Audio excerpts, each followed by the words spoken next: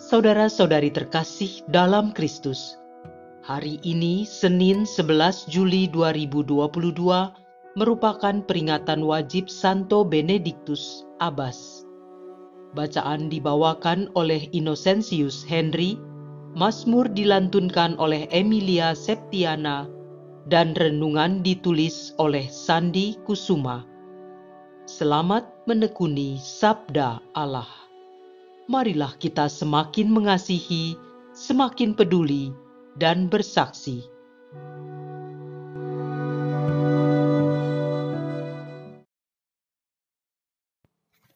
Dalam nama Bapa dan Putra dan Roh Kudus. Amin. Tuhan, Engkau memberikan kepada kami firman-Mu. Firman-Mu telah menjadi manusia, dan kini menjadi bentuk kehadiran-Mu di tengah kami. Utuslah Roh Kudus yang Kau janjikan sebagai penghibur, yang mengajarkan kami makna firman-Mu itu.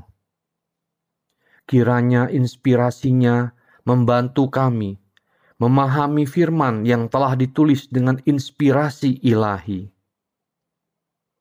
Jadikan pula kami melalui hembusan Roh-Nya tanah-tanah yang subur bagi pertumbuhan firman-Mu, hingga menghasilkan buah berkelimpahan. Demi Kristus Tuhan dan pengantara kami. Amin. Bacaan dari Kitab Yesaya. Yesaya bab 1 ayat 11 sampai dengan 17. Dengarkanlah sabda Tuhan, hai para pemimpin Sodom. Untuk apakah kurbanmu yang banyak itu? Aku sudah jemu akan kurban-kurban bakaran berupa domba jantan dan akan lemak anak lembu tambun. Darah lembu jantan dan domba serta kambing jantan tidak kusukai. Apabila kalian datang untuk menghadap di hadiratku, siapakah yang menuntut daripadamu bahwa kalian menginjak-injak pelataran bait suciku? Jangan lagi membawa persembahan yang tidak sungguh, sebab baunya menjadi jijik bagiku. Kalau kalian merayakan bulan baru dan Sabat, atau mengadakan pertemuan-pertemuan, aku tidak tahan melihatnya, karena perayaanmu itu penuh kejahatan. Perayaan-perayaan bulan baru dan pertemuan-pertemuan yang tetap, aku benci melihatnya. Semuanya itu menjadi beban bagiku. Aku telah payah menanggungnya. Apabila kalian menadahkan tangan untuk berdoa, aku akan memalingkan mukaku. Bahkan sekalipun kalian berdoa berkali-kali, aku tidak akan mendengarkannya, sebab tanganmu penuh dengan darah. Basuhlah, bersihkanlah dirimu, jauhkanlah perbuatan-perbuatanmu yang jahat dari depan mataku. Berhentilah berbuat jahat, belajarlah berbuat baik. Usahakanlah keadilan, kendalikanlah orang kejam. Belalah hak anak-anak yatim, perjuangkanlah perkara janda-janda. Demikianlah sabda Tuhan.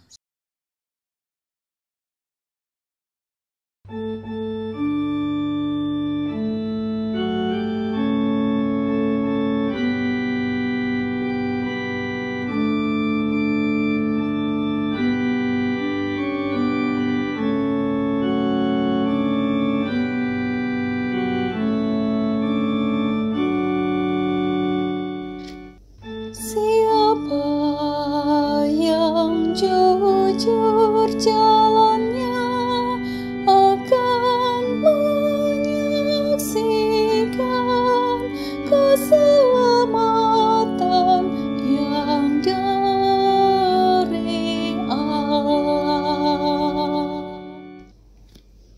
Bukan karena kurban sembelihan Engkau hukum,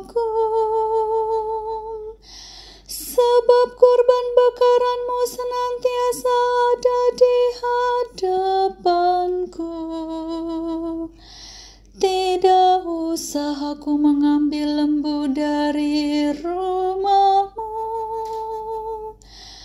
atau kambing jantan dari kandangmu. Siapa yang jujur jalannya akan menyaksikan keselamatan yang dari Allah. Apakah urusanmu menyelidiki ketetapanku dan menyebut-nyebut perjanjianku dengan mulutmu, padahal engkau membenci teguran dan mengesampingkan firman-Ku? Siapa yang jujur jalannya akan menyaksikan keselamatan yang dari Allah. Itulah yang engkau lakukan.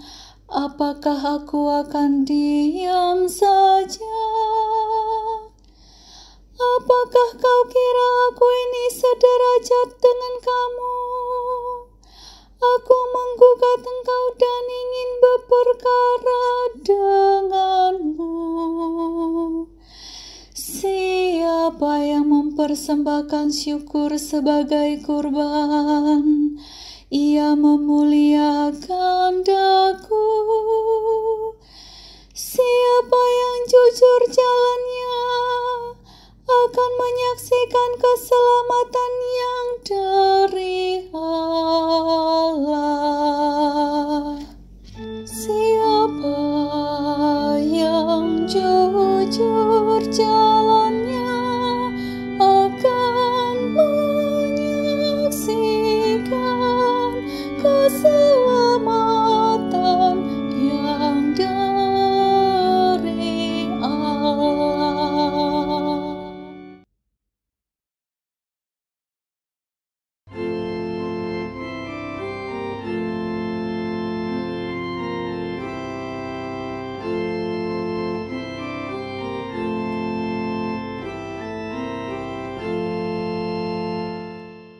Haleluya, haleluya, haleluya, haleluya, haleluya, haleluya. Berbahagialah yang dikejar-kejar karena taat kepada Tuhan, sebab bagi merekalah kerajaan Allah. Haleluya, haleluya, haleluya, haleluya, haleluya, haleluya.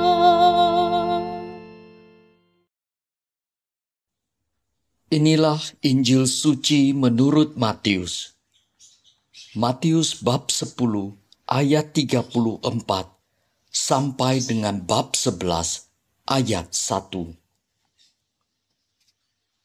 Pada suatu hari, Yesus bersabda kepada ke-12 muridnya, "Jangan kalian menyangka bahwa aku datang untuk membawa damai di atas bumi.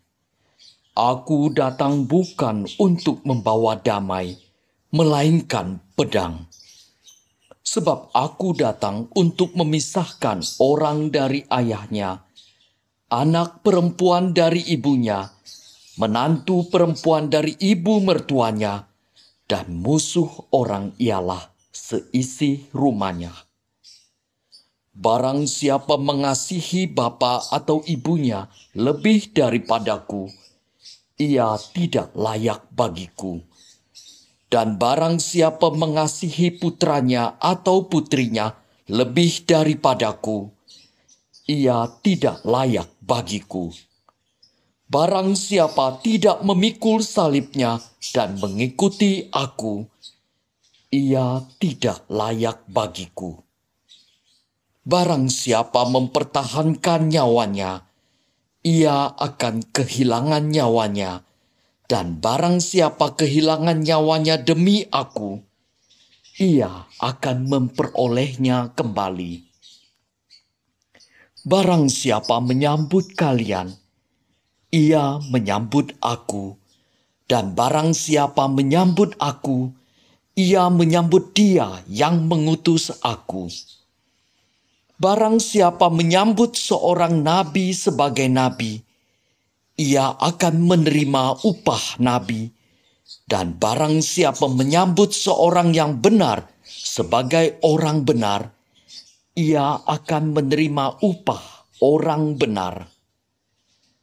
Dan barang siapa memberi air sejuk secangkir saja kepada salah seorang yang kecil ini, karena ia muridku, aku berkata kepadamu, sungguh ia takkan kehilangan upahnya. Setelah Yesus selesai mengajar ke-12 rasulnya, ia pergi dari sana untuk mengajar dan memberitakan Injil di dalam kota-kota mereka. Demikianlah sabda Tuhan.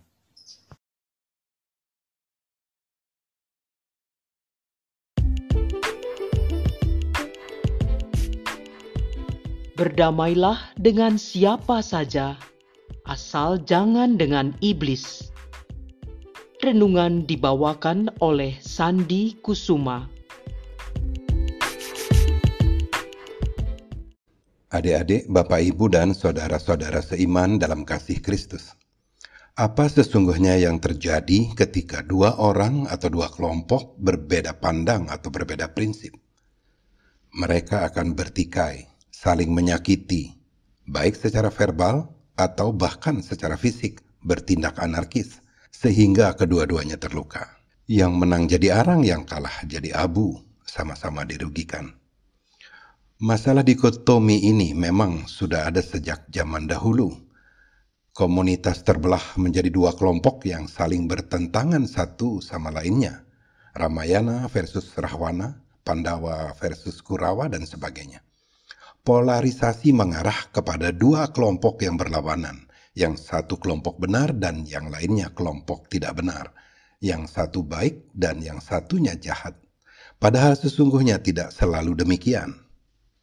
Kita menganggap kalau penjajah itu jahat, maka tanpa pandang bulu kita mengatakan kalau Belanda itu penjajah yang harus diusir dari muka bumi Indonesia.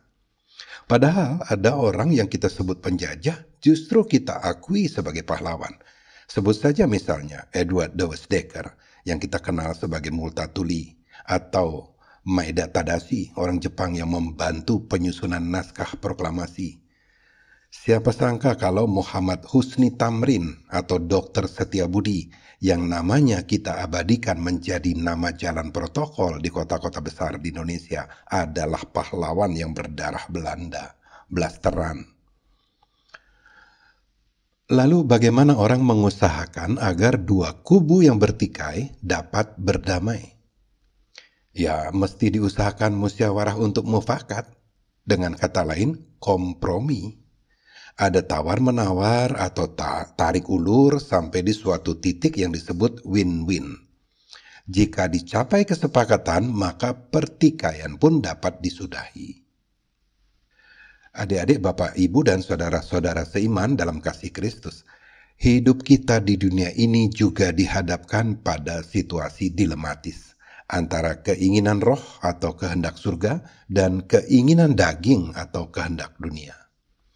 Lalu ada saja orang yang terkecoh, mengupayakan musyawarah untuk mencapai mufakat. Mereka menyebutnya menyeimbangkan atau balancing, yang isinya ya kompromi itu tadi. Lalu mereka pun mencari-cari ayat di Injil untuk mendukung mereka dan menemukan lalu dicocok-cocokkan. Misalnya, Lukas 12 ayat 58. Jikalau engkau dengan lawanmu pergi menghadap pemerintah, berusahalah berdamai dengan dia selama di tengah jalan, supaya jangan engkau diseretnya kepada hakim, dan seterusnya. Atau pada Markus 9 ayat 50 C dan D. Hendaknya kamu selalu mempunyai garam dalam dirimu dan selalu hidup berdamai yang seorang dengan yang lain. Dan akan menjadi lebih ekstrim lagi ketika Yesus meminta kita untuk mengasihi musuh-musuh kita dan berdoa bagi mereka yang menganiaya kita.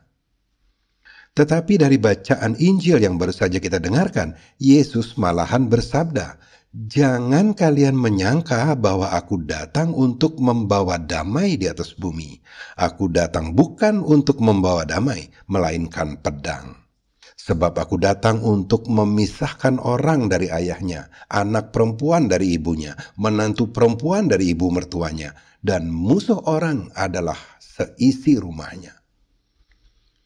Terasa aneh juga kalau Yesus meminta kita hidup dalam damai, tetapi Yesus sendiri membawa pedang untuk memisahkan kita dari orang-orang yang kita kasihi.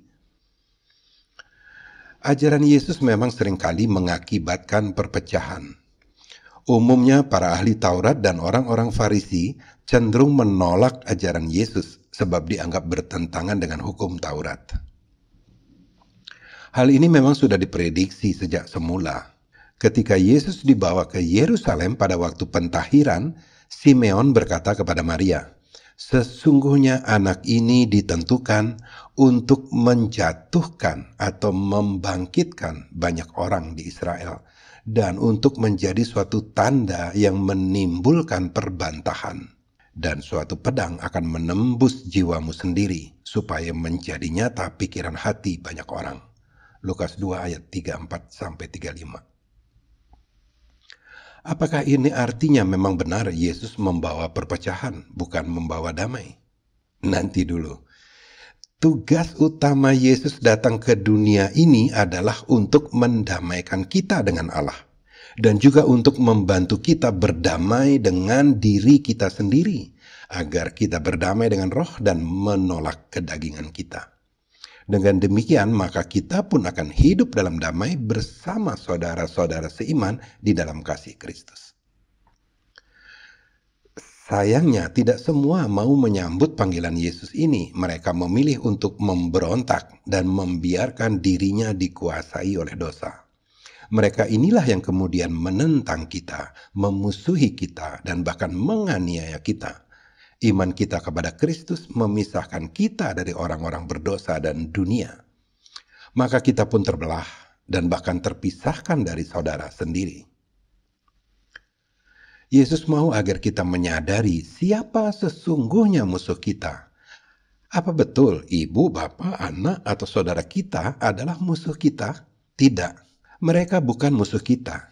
Maka dari itulah Yesus meminta kita agar kita tetap mengasihi mereka, tetap berdoa bagi mereka, sekalipun mereka bersikap bermusuhan terhadap kita.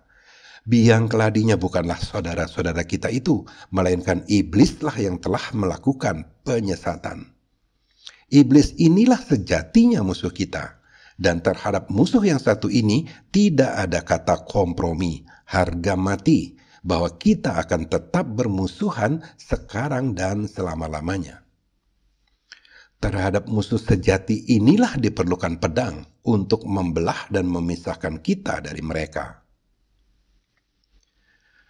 Adik-adik, Bapak, Ibu, dan saudara-saudara seiman dalam kasih Kristus, mungkin ada di antara kita yang mengalami dibenci orang tanpa sebab atau tanpa alasan. Kita tidak merasa berbuat jahat, tetapi ada saja orang yang membenci kita. Itu mereka lakukan karena telah disesatkan oleh iblis. Sesungguhnya iblis berusaha merebut kita dari Yesus. Jika berhasil merebut, maka bersukacitalah mereka. Sebaliknya, jika gagal merebut, maka kita pun dibencinya, lalu berusaha menghasut orang lain untuk melampiaskan kebenciannya kepada kita. Maka menjadi penting bagi kita untuk bertahan, agar jangan sampai kita terjatuh ke dalam pencobaan iblis. Jangan sampai kita terpaksa berkompromi dengan mereka, apalagi sampai mengalah atau menyerah kalah. Jangan biarkan pedang Kristus malah akan memisahkan kita dari kasih Kristus. Yesus mengasihi kita, maka biarkan saja iblis memusuhi kita. Ini lebih baik daripada iblis terus-terusan datang kepada kita dengan berbagai bujuk rayunya. Kita mesti tetap bertahan, seperti yang dipesankan oleh Yesus. Kamu akan dibenci semua orang oleh karena namaku. Tetapi orang yang bertahan sampai pada kesudahannya akan selamat. Amin. Dalam nama Bapa dan Putra dan Roh Kudus. Amin.